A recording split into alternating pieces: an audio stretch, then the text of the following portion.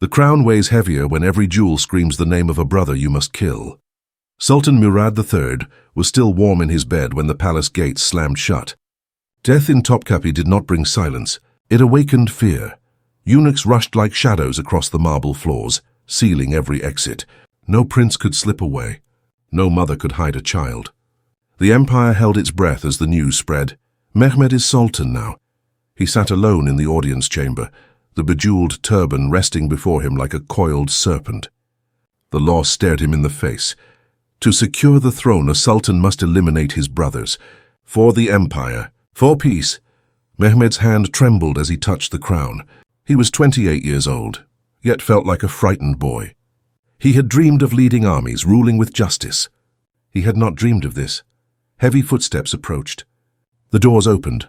Valide Sultan Handan, his own mother, stepped forward, draped in black silk. Her eyes glimmered with steel, not tears. "You will wear this crown tonight," she said. "By morning, the empire must have only one beating heart of Osman's blood." Hayos, Mehmed stared at her, horrified. "They are children, some not even old enough to speak. That is why rebellion finds them irresistible," she replied. "You must choose rule, or be ruled by ghosts of those spared." In the distant harem corridors, his younger brothers laughed, unaware of the sword hovering over their happiness. Mehmed could hear their tiny footsteps echoing like innocent drums of doom. He felt the walls of the palace closing around him. Portraits of past sultans, stern, victorious, seemed to judge him for hesitation. He whispered, "Father, why did you leave me this curse?"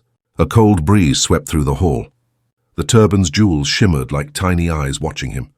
Outside, the moon rose crimson over Istanbul. Tonight would decide whether Mehmed became emperor or executioner. Comment next and I shall open the next palace door. If you enjoyed, like, share and subscribe for the full chilling history. A mother's love can build a throne or drown it in blood. The scent of rosewater drifted through the Queen Mother's private chamber, hiding the stink of dread beneath it. Mehmed stood before Handan Sultan like a prisoner waiting for judgment. She poured tea as if speaking about weather, not murder. "You hesitate," she said. "Empires choke when rulers hesitate," Mehmed's voice cracked. "They are my brothers. My own flesh." She leaned close. Her whisper cut sharper than a dagger. "They are threats the moment you show mercy. You give one prince a breath, and he will take your final one." With a gesture, she summoned the chief black eunuch, a silent man whose eyes had forgotten warmth. He bowed low, holding a velvet pouch. Mehmed refused to look inside. The eunuch spoke in a calm, dead tone. "The silk cords are prepared, my sultan." Mehmed bit down a cry. Silk cords. The method of royal execution. No blood spilled. No blade dishonoring the dynasty. A clean death. A hidden death. Somewhere beyond the chamber walls came the distant sound of childish laughter. It pierced his heart worse than steel. Mustafa, the youngest, always ran to Mehmed first, arms open, cheeks sticky with sweets. The little one called him Aga, not brother, as if he were a hero instead of a horror. Handan watched the pain on her son's face. For a moment, a flicker of regret softened her gaze. Then it hardened again like cooling iron. "This is how fathers built this empire," she reminded him. "One head must wear the crown. One heart must beat, rule, or be replaced." Thunder rolled over the Bosphorus. Wind rattled the window screens, as if spirits scratched to be let inside. Mehmed stumbled to the mirror. His own reflection sneered at him, wearing the crown he feared. His breath shuddered. His eyes reddened. He whispered to himself, "Maybe mercy is the true rebellion." The chamber door burst open. A breathless eunuch fell to his knees. "My sultan, one prince is missing." The room froze. Not a sound, not a breath. Handan's teacup shattered against the carpet. Mehmed stood motionless, his pulse hammering. One brother. Already defying fate, the hunt had begun. A missing prince is more dangerous than 1,000 soldiers at the gates. Rain lashed against the palace tiles, as if the sky itself tried to claw inside. Mehmed rushed through the corridor, robes trailing like a dark comet. The missing prince. That single phrase gnawed at him like a starving animal. "Which one?" Mehmed demanded. The eunuch's throat bobbed. "Shehzade Korkut, my sultan." 9 years old, Korkut. Smart, curious, always asking why the world worked the way it did. A mind fit for philosophy. a heart fit for kindness. In another life he could have been a great ruler. Now he was a spark that could ignite rebellion. Mehmed pushed open the harem doors. A dozen young princes looked up, eyes wide and innocent. Toys made of ivory and silver lay scattered like abandoned dreams. The air smelled of lavender, children, and fear. "Where is Korkut?" Mehmed asked one trembling child. "He was here," the boy whispered. "He said he wanted to see father. He thinks father will wake up soon." Mehmed's heart splintered. Father would never wake up. The chief eunuch glanced at him, silently asking permission to search rougher, faster. Mehmed nodded, hating himself.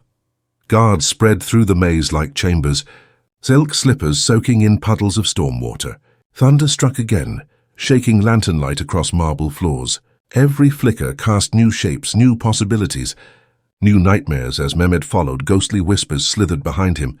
19 brothers, 19 graves. You will see their faces each night. They will grow inside your guilt.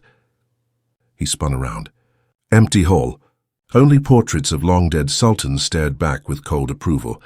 Suddenly, a faint sound slipped through the corridor, singing, a childlike humming, sweet and fragile. Mehmed followed it into a small garden courtyard, where rain dripped from orange blossoms. There, beneath a fig tree, sat Shehzada Korkut. He cradled a wooden sword, whispering imaginary orders to imaginary armies. Mehmed froze. Korkut noticed him. A smile spread across the prince's face. "Aga, did you come to play with me?" Lightning flashed. The cruel contrast. The prince's smile filled with hope, and Mehmed's heart filled with ruin. Tears burned behind the Sultan's eyes. The silk cord weighed like fate inside the chief eunuch's pouch. For a moment the storm fell silent. Mehmed crouched beside his brother. "Korkut." "Come with me," he said, voice breaking. The boy nodded happily. He had no idea where this path would end. Sometimes a throne is built not on gold, but on the bones of those who trusted you most. Mehmed walked slowly, guiding little Korkut by the hand through the dripping courtyard. The child hummed happily, skipping through puddles, unaware that death marched beside him. The chief eunuch followed like a shadow stitched to the Sultan's fear. Inside the palace's hall of nightingales, candles flickered against ancient tiles glimmering with blue and gold. Mehmed's eyes darted to the carved door at the end of the corridor. The room of the princes, a place that once echoed with laughter, would become the first chamber of silence. Korkut squeezed his brother's fingers. "Aga, why are you crying?" Mehmed wiped his face quickly. "Rain found me inside, that's all." Korkut giggled. "You're silly. Rain can't get in here." His joy stabbed deeper than any blade. Handan Sultan waited inside the chamber, her veil hiding her expression. Behind her 2 eunuchs stood ready, silk cords coiled like silver serpents in their hands. One of the princes, older and already suspicious, backed away toward a wall. Korkut noticed them. His smile faded. "Aga, why are they here?" Mehmed knelt down, his knees trembling. The boy leaned into him, trusting, loving. "There are rules I must follow," Mehmed whispered. Korkut tilted his head. "Father told me I must always follow rules too." The innocence nearly shattered Mehmed's resolve forever. The older prince erupted into a scream. "No, don't take me!" He scratched and fought, knocking over a lantern that rolled in a circle like a frightened eye. His terror infected the room. The children clung together, crying, begging. Korkut's lip quivered. "Aga, are we in trouble?" Mehmed closed his eyes and pressed his forehead to Korkut's. "No, my brother. You are perfect. That is the problem." The chief eunuch stepped closer. Mehmed raised a hand for him to stop, his voice cracked into a final command. "Not yet. Not this one. Take another." The older prince who had screamed was dragged forward, kicking and sobbing. He shouted Mehmed's name through a wet veil of tears. His small voice echoed down corridors like a curse. Korkut began to cry too, clinging to Mehmed's robes. As the silk cord tightened around the first throat of the night, Mehmed turned away, staring at the wall while a life ended behind him. His crown slipped slightly on his head. The execution had begun. Every time a child's voice fell silent, the empire applauded. Hours slipped away like blood through fingers. The Hall of Nightingales no longer echoed with music. Quiet had become the loudest scream. Mehmed stood against a column, his chest tight, his breath sharp. The air felt heavier with every life taken. The chief eunuch approached, bowing respectfully. My Sultan, 17 princes remain. 17. A number too large for mercy, too small for hope. Mehmed's vision blurred. He wondered how many times his heart could shatter before it became stone. The portraits of past sultans stared down at him, their painted eyes condemning his weakness. A door creaked behind him. Handan Sultan entered, robes whispering across the floor. Her face seemed carved from marble, flawless and emotionless. Grief hid beneath layers of iron discipline. You are saving this empire, she told him. Remember that, Mehmed wanted to scream. He wanted to curse the empire. He wanted to smash the throne into 1,000 pieces and run into the storm outside. Yet the empire was stitched into his skin. Every heartbeat reminded him of the crown. Thunder boomed again, rattling the palace lamps. A second prince was brought forward. This one walked quietly, shoulders squared like a soldier marching to war. I know why, he said without fear. Brother, rule well. That broke Mehmed more than tears ever could. After the eunuchs escorted the boy away, Mehmed drifted into the garden for air. Rain drummed upon the leaves, each drop sounding like a falling prayer. He saw ghosts everywhere, little shadows running through the trees. Laughter warped into distant cries. A whisper curled behind him. You will be alone forever. He spun no one. Only the fig tree dripping silver tears into the pond. Mehmed pressed his palms into his eyes, fighting madness back into its cage. Then a voice cut the storm. My Sultan! A guard rushed toward him. One prince has vanished again. The youngest, Mustafa, barely able to speak. A baby bird still learning to fly. If a rival faction hid him, if he survived, if he grew. Mehmed's pulse spiked with raw terror. Handan appeared behind him, breathing cold fire. You must find him. Tonight. For the first time, Mehmed did not obey immediately. Doubt roared inside him. Perhaps one small heartbeat could be spared. The storm answered with lightning, illuminating a tiny footprint in the mud. The hunt would not end until the last cry died. A single survivor can turn into a future executioner. Mehmed stared at the tiny footprint stamped in the mud. The rain tried to wash it away, but destiny left its mark. The youngest, Mustafa, had been taken by someone who valued him more than the empire's law. Search every room, Mehmed ordered, pulse trembling. Every corner. Leave no shadow unturned. Torches flickered in the wind as guards fanned out through the gardens. Lanterns swung wildly, throwing jittery silhouettes across ancient walls. The palace felt alive, breathing panic. Handan Sultan appeared beside Mehmed, jaw locked in fury.